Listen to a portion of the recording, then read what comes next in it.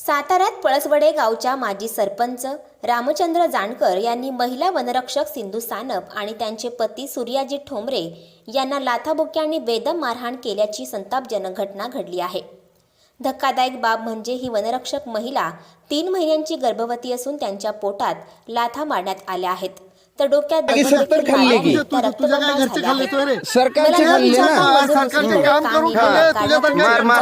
वनसमितीचे अध्यक्ष गावचे माजी सरपंच रामचंद्र जानकर यांनी आणि त्यांची पत्नी प्रतिभा जानकर यांनी गर्भवती महिला वनरक्षक सानप यांना मारहाण केली आहे। मारहाण करणाऱ्या सरपंचाविरोधात सातारा तालुका पोलीस ठाण्यात तक्रार दाखल करण्यात आली आहे। या मारहाणीच्या घटनेने वनविभागात आणि जिल्ह्यात संताप व्यक्त केला जात असून मारहाणीचा व्हिडिओ व्हायरल होत आहे। डीएनए मराठीच्या बातम्या पाहण्यासाठी आणि अपडेट राहण्यासाठी आमचा चॅनल डीएनए मराठी लाईक करा आणि सबस्क्राइब करा। आपण बदला, जग बदलेल। धन्यवाद।